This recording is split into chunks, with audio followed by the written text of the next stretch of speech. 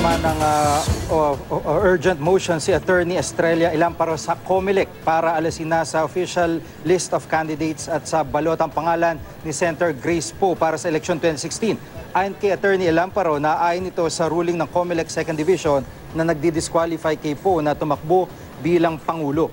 Nararapat din lang na alisin ang pangalan ni Poe sa balota para maiwasan daw na malito ang mga botante. Ang COMELEC naman pinag-aaralan kung isasama nila sa balota ang pangalan ni Poe. Ayon kay COMELEC spokesperson James Jimenez ay mas praktikal na isama na lang sa balota si Poe habang nakabinbin ng 4 na petisyon laban sa kanya sa COMELEC. Mas mahirap daw na ilagay ulit sa balota ang pangalan ng senador kung mananalo naman siya sa mga disqualification case na inihain laban sa kanya. Sumugod naman sa tanggapan ng COMELEC ang mga taga-suporta ni Poe para iprotesta ang desisyon ng COMELEC 2nd Division na i-disqualify ang kanilang pambato.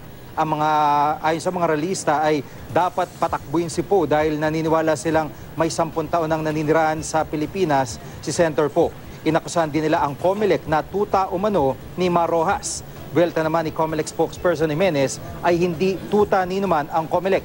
Ayon naman kay Daang Matuwid Coalition spokesperson Congressman Miro Quimbo, walang kaugnayan ang Liberal Party sa naging desisyon ng COMELEC. Matapos ang desisyon ng COMELEC, nananawagan ang Malacanang sa mga apektadong partido na igalang ang batas. Naintindihan naman ng palasyo na gagawin ng kampo ni Poe ang lahat ng kanilang makakaya para mabaligtad ang desisyon ng COMELEC 2nd Division.